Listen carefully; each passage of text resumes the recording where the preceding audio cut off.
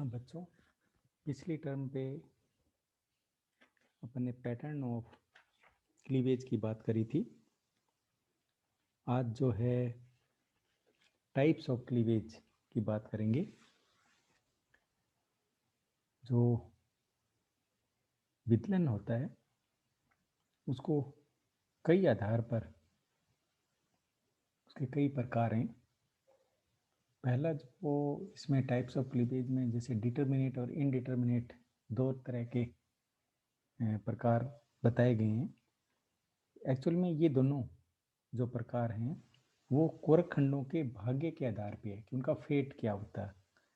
जो ब्लास्टोमियर्स बनेंगे उनका फेट क्या होगा, भाग्य क्या होगा, उसके आधार पे, फेट के आधार पे डिटर्मिनेट और इनडिटर्मिनेट दो तरह के विदलन पाए जाते हैं।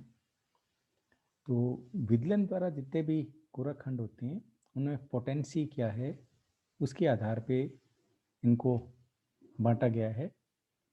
जो पहला है इसमें डिटर्मिनेट प्रकार का क्लीवेज। इस प्रकार के विदलन में जितने भी कोरक खंड होते हैं उसका भाग्य पूर्व में ही निर्धारित हो जाता है। नाम ही डिटर्मिनेट है, निर्धारी विदलन कहते हैं हिंदी में इसको।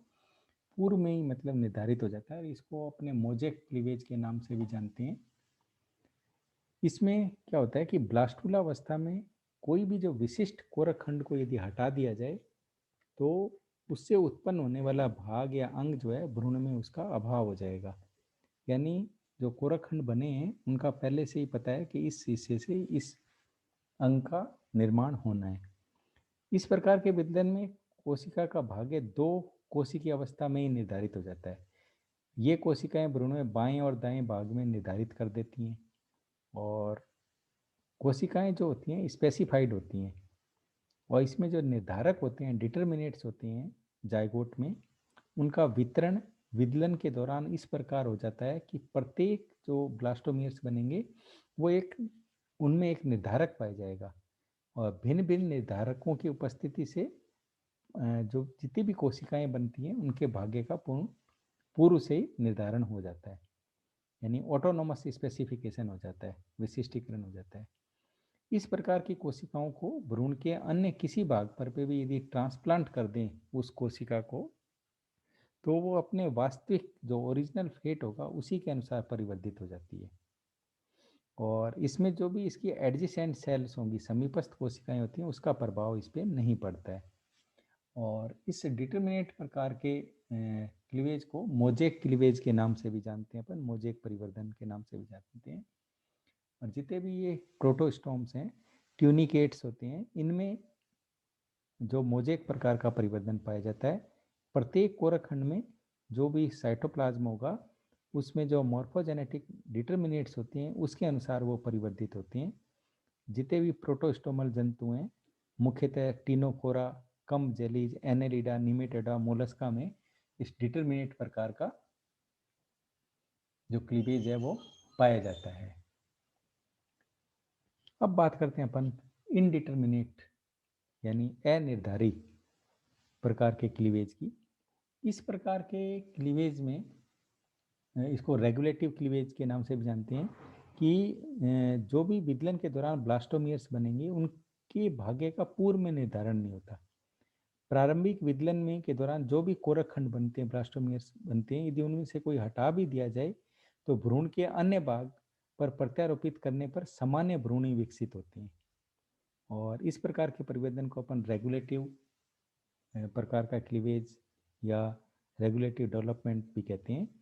इस यहाँ विदलन द्वारा जितने भी कोरक खंड होते हैं उसमें एक से अधिक पथों पर विभेदित होने की उनकी क्षमता होती है। जो एडजेसेंट सेल्स होती हैं उनका भाग्य भी निर्धारित होता है, अतः इसको कंडीशनल स्पेसिफिकेशन भी कहते हैं। मानव में जो रेगुलेटिव डेवलपमेंट होता है तो द्विकोशिकीय अवस्थाओं में जो कोशिकाओं में यदि पृथक हो जाती हैं तो अपने को पता है कि मोनोजाइगोटिक या आइडेंटिकल ट्विन्स जो है उत्पन्न होते हैं। वो उसका कारण यही है क्योंकि पहले से कोई भी निर्धारण नहीं हुआ, इनडिटर्मिनेट है, अनिर्धारी है। इस वजह से ये तो अपन ने इनके भाग्य के आधार पे, फेट के आधार पे डिटर्मिनेट और इनडिटर्मिनेट टाइप ऑफ क्लीवेज की बात करी। अब बात करते हैं अपन जो योग की मात्रा होती है, पित्तक की मात्रा होती है, और वितरण के आधार पे जो क्लीवेज होते हैं उनको भी अलग अलग तरह से बांटा गया है। जैसे पहला है इसमें होलोब्लास्टिक, पूर्णभंजी विदलन कहलाते हैं, हिंदी में इसको पूर्णभंजी विदलन कहते हैं। इस प्रकार के विदलन में क्या होता है कि जो भी क्लीवेज की फरो बनेगी, खांच बनेगी विदलन की, वो संपूर्ण पूरे के पूरे भ्रूण को पूर्णतः ही विभाजित कर देती है। इसीलिए इसको पूर्णभंजी, यानी कि पूरे जायगोट को जो है पूरे रूप से कंप्लीटली डिवाइड कर देती है फरो के माध्यम से, इसलिए इसको होलोब्लास्टिक विदलन कहते हैं, पूर्णभंजी विदलन कहते हैं। और पितक जो होते हैं अपने को पता है कि विदलन का अवरोधन का काम करते हैं, अतः जितने भी ये अपने माइक्रो लेसिथल और ए लेसिथल अंडे होंगे उसमें ये पूर्ण भंजी विदलन जो है पाया जाता है। इसका उदाहरण जैसे एम्फिओक्सिस और एम्फीबियंस हैं। एम्फिओक्सिस में जो पूर्णभंजी विदलन है उससे उत्पन्न जितने भी कोरक खंड होते हैं उनके आकार के आधार पर इस होलोब्लास्टिक को भी इनके आकार के आधार पर दो भागों में वर्गीकृत करते हैं, एक तो इक्वल होलोब्लास्टिक और एक अनइक्वल होलोब्लास्टिक। जो इक्वल नाम से ही पता है, समान पूर्णभंजी। इस प्रकार के विदलन में क्या होता है, जो खांच होती है वो रेखांशिक तल से, मेरिडियनल प्लेन से और विषुवत रेखीय तल से गुजरती है, जिससे क्या होता है कि प्रत्येक विदलन में इक्वल साइज के ब्लास्टोमियर्स उत्पन्न होते हैं। तो इस प्रकार के विदलन में जो सदैव होते हैं, जो माइक्रोलेसिथल सूक्ष्म पित्तकी और ए लेसिथल प्रकार के होते हैं, उनमें पाया जाता है। एम्फिओक्सिस में जैसे प्रथम और द्वितीय विदलन में तो वही मेरिडियनल रेखांशिक तल पर एक दूसरे से समकोण पर होता है, लेकिन जो तृतीय विदलन होता है वो विषुवत रेखीय होता है। और इसमें 8 कोशिकीय जो भ्रूण होते हैं वो सभी कोशिकाएं एम्फिओक्सिस में समान आकार की होती हैं, समान साइज की होती हैं, इसलिए इनको इक्वल होलोब्लास्टिक के नाम से अपन जानते हैं। और दूसरा जो इसका प्रकार है होलोब्लास्टिक का, अनइक्वल होलोब्लास्टिक, असमान पूर्णभंजी, इसमें क्या होता है विदलन वो वर्टिकल प्लेन के द्वारा होता है, असमान वाले में अक्षांशीय लैटिट्यूडनल प्लेन के द्वारा दो असमान अनइक्वल कोरक खंडों में ये विभाजित हो जाते हैं।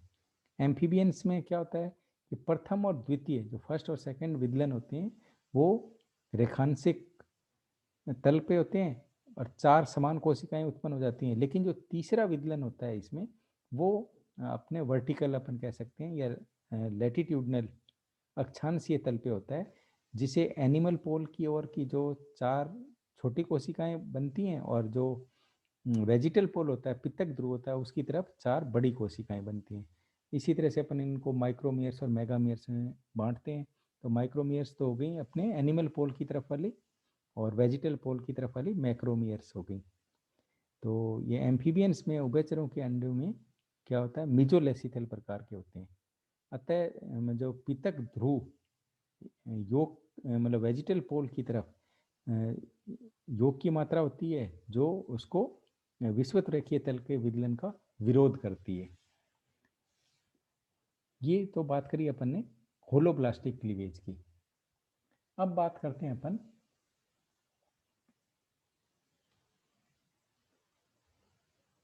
मीरोब्लास्टिक, जिसको हिंदी में अपने अंशभंजी कहते हैं। होलोब्लास्टिक की तो पूर्णभंजी और मीरोब्लास्टिक का मतलब हो गया अंशभंजी। जैसे कि नाम से ही पता है अपन को कि विदलन जो है वो एनिमल पोल प्राणी ध्रुव पर तो अधिक सक्रिय रहेगा, कोशिका द्रव्य के एक अंश में पोर्शन तक ही सीमित रहता है।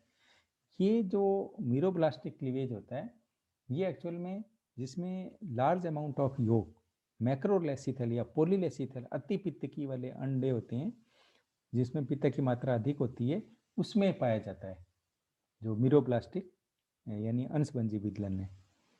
और इसमें जो सक्रिय कोशिका द्रव्य केंद्रक सहित केवल जो एनिमल पोल की ओर पाया जाता है वहीं पे ये विदलन जो है होता है, उस पर्टिकुलर अंश में होता है। विदलन खांच जो है भ्रूण को पूर्ण रूप से विभाजित नहीं करती। जहाँ पे योग पाया जा रहा है वितरण के आधार पर, तो जैसे योग भी जो है वो किस तरह से वितरित है। जैसे अपने को पता है कि योग की मात्रा यदि केवल ध्रुव की ओर है तो उसको टीलोलेसिथल, केवल सेंटर में पाई जा रही है तो अपने उसको सेंट्रोलेसिथल। तो ये जो टीलोलेसिथल और सेंट्रोलेसिथल प्रकार के एग होते हैं उसमें मीरोब्लास्टिक प्रकार का जो क्लीवेज है वो पाया जाता है।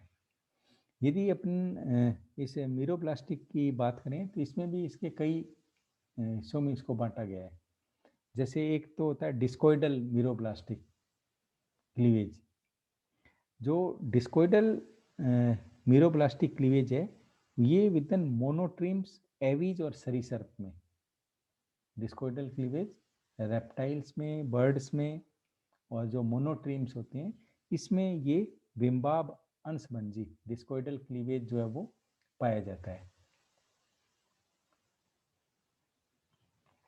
इसमें क्या होता है कि अंडों का जो अधिकांश भाग होता है वो तो पितक से भरा रहता है, और सक्रिय जो कोशिका द्रव्य है जो एनिमल पोल की ओर है वो एक डिस्क के नुमा होता है। अतः विदलन द्वारा जो निर्मित इसमें कोरक खंड होते हैं वो केवल डिस्क, जो ऊपर वाले डिस्क है वहीं तक ही सीमित रहते हैं, इसीलिए इसको अपन डिस्कोइडल क्लीवेज नाम दिया गया है। जो जैब्रा फिश है डेनियो रेरिरो, इसमें विदलन जो है वो केवल जो एनिमल पोल है उसके ब्लास्टोडिस्क तक ही सीमित रहती है। प्रारंभिक विदलन में क्या था, सदैव वही रेखांशिक और विषुवत रेखीय तल पर 15 मिनट के पश्चात प्रारंभ होता है, और ब्लास्टोडिस्क की कोशिकाएं होती हैं वो 12 कोशिकीय अवस्थाओं तक पीतक के ऊपर एक सिंक्रोनस रूप से विभाजित होती रहती हैं, और इसके पश्चात जो विभाजन अनियमित हो जाते हैं। तो ये जो 10वां विदलन होता है इसमें जेब्रा फिश में, वो जाइगोटिक जिनोम में ट्रांसक्रिप्शन प्रारंभ होने के बाद मंद पड़ जाता है। ये तो केवल जेब्रा वाले की बात करी, लेकिन है उसमें भी ये डिस्कोइडल प्रकार का। एवीज के अंडों में भी जो कोशिका द्रव्य होता है जो ब्लास्टोडिस्क के रूप में प्राणित रूप है, वो भी 2 से 3 मिलीमीटर व्यास के घेरे में ही रहता है एक तरह से। और विदलन की जो खांच होती है वो केवल योग साइटोप्लाज्म को नहीं काटती है, केवल डिस्क वाले जो साइटोप्लाज्म होगा उसी में ही ब्लास्टोडर्म के रूप में जो वो कोशिकीय बहुकोशिकीय स्तर में विभाजित हो जाती हैं। और ब्लास्टोडर्म के नीचे जो पित्तकीय कोशिकाओं के मध्य एक अवकाश होता है उसको सब जर्मिनल कैविटी कहते हैं, और नीचे जो अंडे में एल्बुमिन तरल जो है वो भरा हुआ रहता है। तो इस तरह से जो ब्लास्टोडर्म का केंद्रीय जो पारदर्शक एरिया होता है उसको अपन एरिया पेलिसिडा, और उसके जो साइड वाला परिधि वाला होता है वो अपारदर्शक होता है, उसको एरिया ओपेका कहते हैं अपन। और इसी समय मतलब एरिया पेलिसिडा, एरिया ओपेका जब उसमें ब्लास्टोडर्म में बना हुआ रहता है उसी समय मुर्गी जो है वो अंडा देती है। और ब्लास्टोडर्म की कोशिकाएं होती हैं उनमें डीलेमिनेशन द्वारा पित्तकीय जो कोशिका द्रव्य होते हैं उसमें कोशिकाएं जो है मुक्त कर दी जाती हैं, जिसको अपन हाइपोब्लास्ट कहते हैं। और ब्लास्टोड्रम में को जब इसमें हाइपोब्लास्ट बन जाती है डीलेमिनेशन के द्वारा तो ब्लास्टोड्रम की सेल्स को एपीब्लास्ट कहते हैं। ये अपन डिटेल्स में जब 5वीं यूनिट में अपन एम्ब्रियो के डेवलपमेंट की बात करेंगे तब थोड़ा सा ये एपीब्लास्ट और हाइपोब्लास्ट के बारे में बातचीत आएगी। तो ये जो अपन ने अभी डिस्कस किया वो डिस्कोइडल मीरोब्लास्टिक के बाद में की बात करी थी। इसी तरह से इसमें एक सुपरफिशियल मीरोब्लास्टिक में डिस्कोइडल के बाद एक सुपरफिशियल जिसको अपन सतही अंशभंजी सुपरफिशियल मीरोब्लास्टिक क्लीवेज नाम देते हैं। ये एक्चुअल में जो सेंट्रोलेसिथल जो एग्स होते हैं यानी जिनके केंद्र में पितक, अंडों के केंद्र में पितक जो संग्रहित रहता है, योग संग्रहित रहता है, उसमें ये सेंट्रोलेसिथल प्रकार का मतलब सुपरफिशियल मीरोब्लास्टिक क्लीवेज पाया जाता है। और इसमें क्या होता है कि पितक के चारों ओर जो अंडे का सुपरफिशियल भाग जो पाया जाता है उसमें ही केवल जो कोशिका द्रव्य पाया जाता है उसमें ही विदलन पाया जाता है। और इसको सुपरफिशियल इसीलिए कहा है कि सेंटर में तो पूरा का पूरा योग है और इसके चारों तरफ जो परिधि में सतह पे जो कोशिकाएं मतलब साइटोप्लाज्म पाया जा रहा है, केवल उसी में ही विदलन जो है वो मौजूद होता है। इस प्रकार के दौरान ये देखा गया है कि केंद्रक में लगातार कई कैरियोकाइनेसिस हो जाते हैं, और ये जो पुत्री केंद्रक बनते हैं मतलब कैरियोकाइनेसिस के दौरान, वो साइटोकाइनेसिस हो नहीं पाता, तो इसमें कॉमन साइटोप्लाज्म में निलंबित रहते हैं, और अंडे जो होते हैं वो मल्टी न्यूक्लिएटेड, अपन को बहुकेंद्रिकीय साइटोप्लाज्म वाले नजर आते हैं। तो कई बार इस अवस्था को जो सुपरफिशियल मीरोब्लास्टिक में सिनसाइटल ब्लास्टोडर्म का भी शब्द अपन काम में लेते हैं, मतलब सिनसाइटल, क्योंकि एक से अधिक न्यूक्लियस जो है उसमें पाया जा रहा है। तो ये अवस्था सेंट्रोलेसिथल एग वाले जिनमें भी एग पाए जाते हैं उसमें होता है। और इसमें ये देखा गया कि ब्लास्टोडर्म में उपस्थित जो केंद्रक है अंडे के पश्च भाग में पिछले हिस्से में प्रवास करके पोल सेल को जो है विकसित कर देती हैं, और जो वास्तव में जर्म सेल्स होती हैं में विभेदित हो जाती हैं। तो ध्रुव कोशिकाएं जो पोल सेल्स होती हैं, और जो ऊसाइट का प्लाज्मा झिल्ली ब्लास्टोडर्म, ये अंदर की ओर सेलुलर ब्लास्टोडर्म का निर्माण करती हैं। तो सिनसाइटल जो ब्लास्टोडर्म में उपस्थित जो समस्त केंद्रक होते हैं वो साइटोस्केलेटन प्रोटीन द्वारा घिरे हुए रहते हैं, जिनको अपन इनके केंद्रकों को एनर्जिड्स का भी नाम दिया गया है। तो एनर्जिड्स का जहाँ पे भी नाम आए तो इसका मतलब सुपरफिशियल मीरोब्लास्टिक क्लीवेज के जो सेंट्रोलेसिथल एग में पाया जाता है उनकी तरफ जिक्र किया गया है। तो इस तरह से अपन इनको क्लीवेज के टाइप्स को डिटर्मिनेट, इनडिटर्मिनेट और क्या कहते हैं अपनी दो हिस्से में तो अपन ने बांटा इनके फेट के आधार पे, और पित्तक के उपस्थिति के आधार पे होरोब्लास्टिक और मीरोब्लास्टिक, जिसमें होलोब्लास्टिक और मीरोब्लास्टिक में भी अपन ने डिस्कोइडल और सुपरफिशियल, और इन सब के बारे में जो इसमें नीचे स्लाइड्स में अपन को दिखाई दे रहा है कि आइसोलेसिथल एग में radial, spiral cleavage, bilateral cleavage, rotational cleavage, इन सब की बात अपन पूर्व के लेक्चर में जिसमें पैटर्न्स ऑफ क्लीवेज था उसमें कर चुके हैं। और बाकी जो ये दो पोर्शन डिटर्मिनेट, इनडिटर्मिनेट और होलोब्लास्टिक और मीरोब्लास्टिक जो इसके टाइप्स थे उनकी आज अपन ने जिक्र कर लिया। तो इस तरह से पूरा जो क्लीवेज का टाइप्स है, पैटर्न है, उसकी अपन ने पूरी स्टडी जो है उसके बारे में चर्चा कर ली। और इसमें लास्ट की स्लाइड में जो अपन देख रहे हैं, इसमें जो मैमल्स में, ह्यूमन बींग्स में जो प्लेसेंटल क्लीवेज पाया जाता है उसके बारे में जिक्र किया गया है।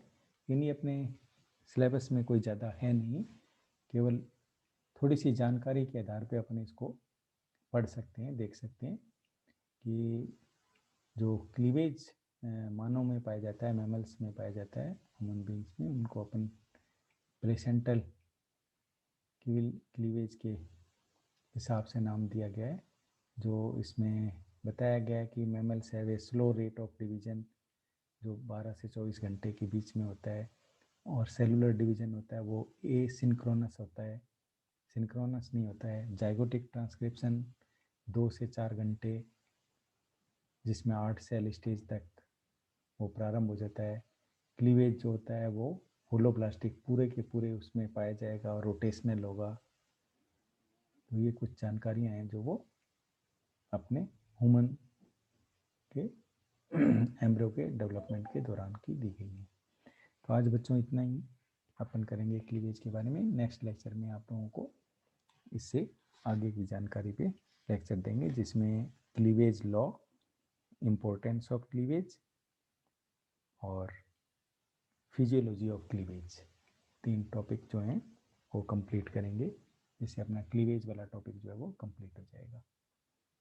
थैंक यू बच्चों।